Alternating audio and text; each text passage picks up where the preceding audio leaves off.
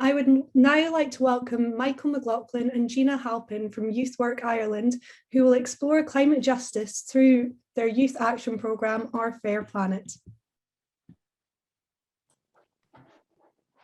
Hi everyone, just wondering, is Michael in yet? Yeah. Oh, here. sorry, go ahead. Didn't see You got me? Okay, sorry. Great, I was worried there for a little bit. Okay, so yeah, Mike McLoughlin is my name, and I'm here with Gina Halpin, my colleague. Just to tell people maybe who don't know much about us, Youth Work Ireland, we're probably the biggest youth organisation in Ireland, the Republic of Ireland in the South. We work with over 100,000 young people, and we're kind of, I suppose, generic youth services, but regionally based.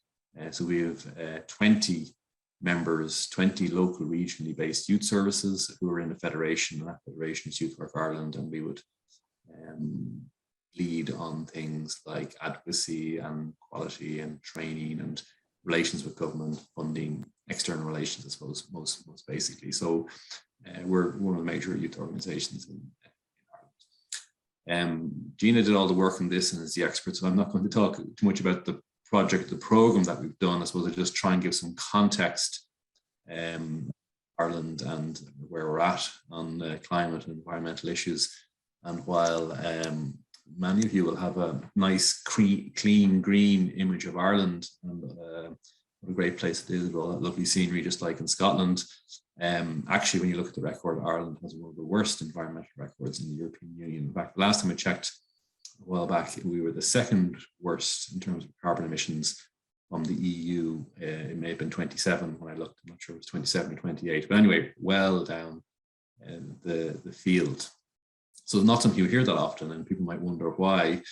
Probably because it's the mix of what we do in terms of our economy and who we are. I mean, we're a very big agricultural sector historically, which has, as we all know, a big contribution to make to climate change in terms of methane, particularly, and emissions from cattle and such like. And there's other environmental problems with agriculture too, in terms of water quality and a whole range of things, fertilizers, biodiversity, all that kind of area. So Ireland's biggest historical industry in terms of agriculture has a very poor environmental record.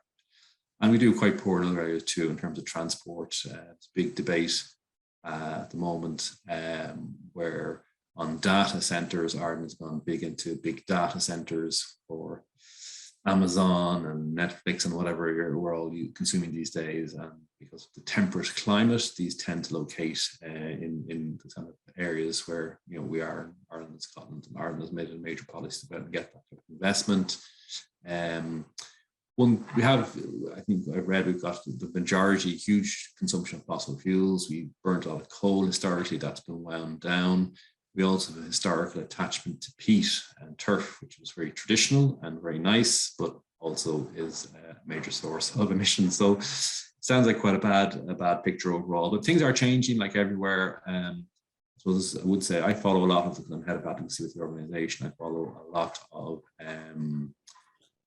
policy debates and what's going on in the political system, and we would focus a lot on things like education, health, justice, and things that are relevant to young people.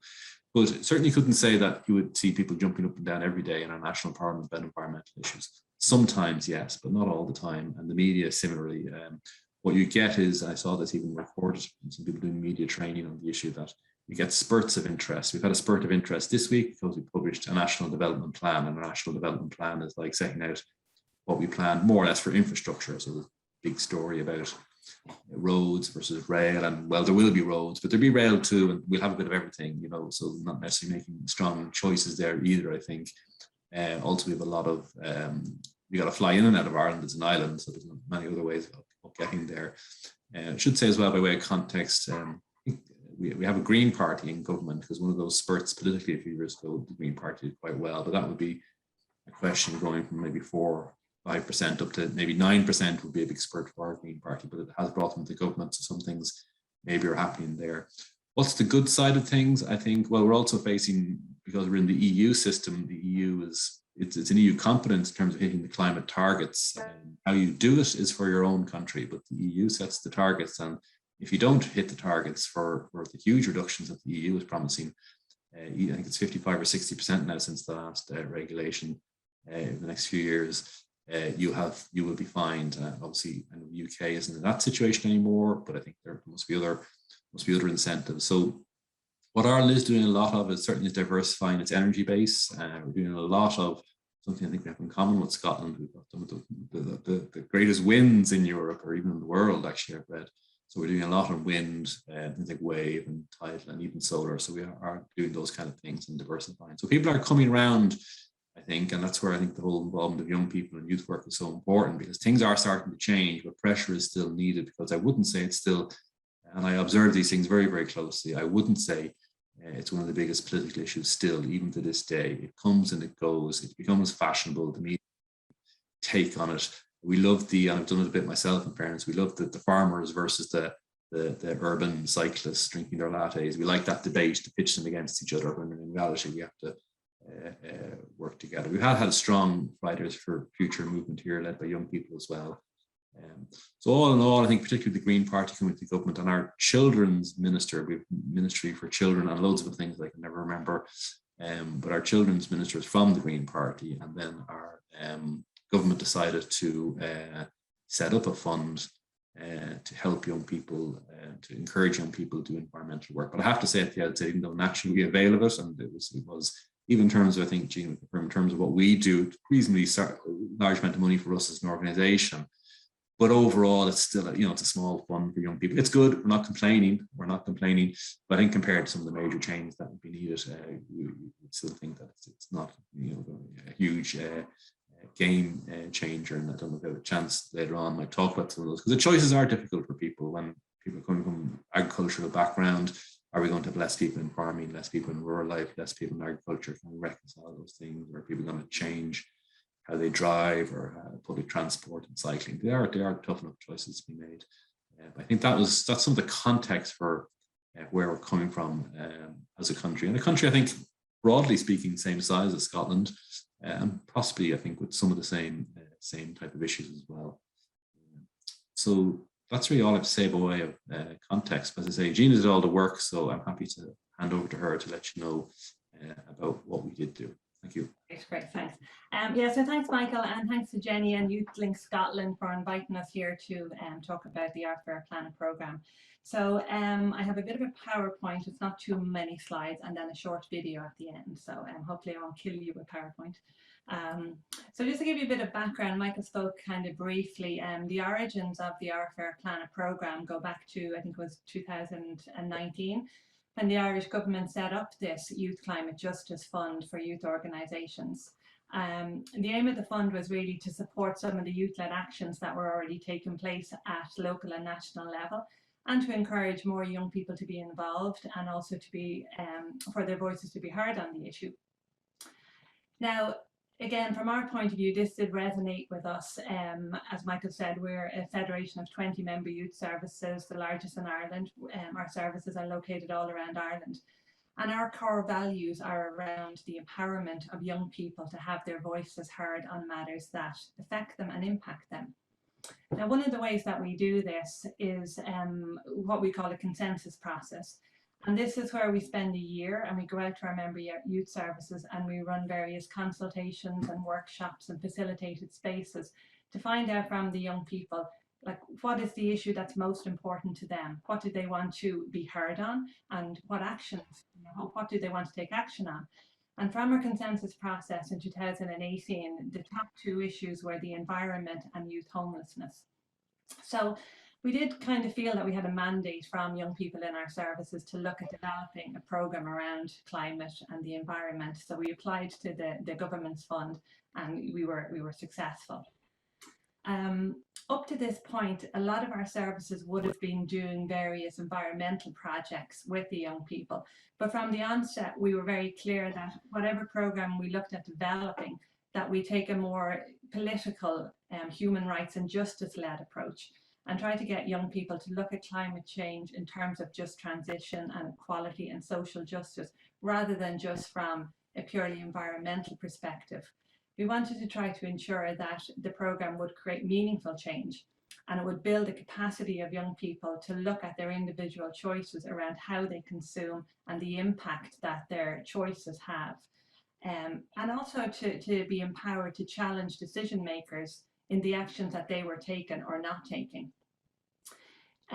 We also wanted to raise awareness with young people that climate change wasn't something that just happened in the global south, and that moving to a greener world would have impacts at a local community, whether they're in Dublin or Kerry or in, you know, the third world. But there were actions that they could take within their own communities to try and ensure a fairer and just transitions. So one of the examples, as Michael said, we brought to them was around, you know, peat fueled power plants. Now these tend to be located in rural communities in Ireland, and they're closing down at the moment, and there are some real impacts that are being felt by young people within our services. So that kind of so with all that in mind, then we went and we developed this our Fair Planet program. So this is a 3-sessional workshop program that youth workers can do with their youth groups. The program session contains lots of interactive activities, role-playing, scenarios, art-based activities that try to educate young people around some of the concepts of climate justice. So, so things like sustainable development, human rights, equality, what does that mean in relation to climate? It also seeks to empower young people to be active agents within their local communities on the subject. We rolled out the programme in autumn of 2020 across 18 of our member youth services. Now we were impacted by COVID and restrictions and lockdown, but even with that, over 400 young people have gone through the programme now in 18 of the member youth services. Part of the programme, and there's 2 elements that I want to point out here. So part of it was around actions, like what could young people actually do in their local communities and within their youth groups. So as part of the fund, we provided a small grant to each youth group, and the young people then got to decide on an action that they would come up with themselves and they would roll out in their community. Again, lockdown and COVID kind of impacted us, so they didn't get to do as many actions as they had planned. I think Ireland had like the longest COVID lockdown in Europe, so that impacted. But even still, some groups, they did stuff like they had information stands in local supermarkets. Some of them made podcasts. One group surveyed some of local businesses to gauge what their understanding of a just transition was. Others created this massive big mural and hung it outside the wall of their youth centres. And then others linked in with some of the local councils to see what they were doing to promote climate justice. Another part of the programme then, at the end of every session, there was an activity called the Power of Conversation. And this tasked young people to look for somebody in their family or in their community to talk to about climate justice in a bit to kind of, you know, I suppose, spread the knowledge that they were learning. We know that young people are leaders in this movement, so we felt that the Our Fair Planet programme could equip them with more knowledge on the subject and so strengthen their voices.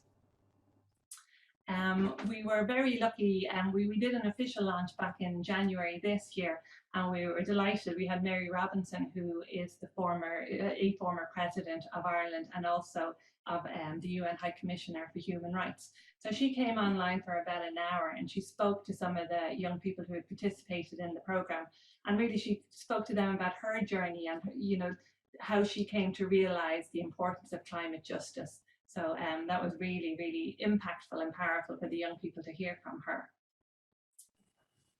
So the first phase is kind of finished now. The program is run, it's there, and it's online for youth workers to take and run with their groups if they want. There's been some great actions and outcomes from the program, and we know from our evaluation with young people that it has actually impacted on them, and they have kind of stopped and they're thinking about how they live, how they shop, and how they consume. So it's proved to be a very good program. This year, we've gotten to build on the programme. So the government rolled out a second phase of the Climate Justice Fund.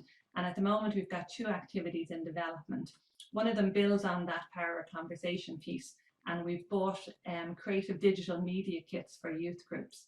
So that's basically equipment, professional equipment that they can go off now and make their own podcasts or make you know, online content that they can share about their learning and, you know, what they want to see change. The other piece that we'll be doing this year is we're developing a 90-minute workshop on sustainable fashion.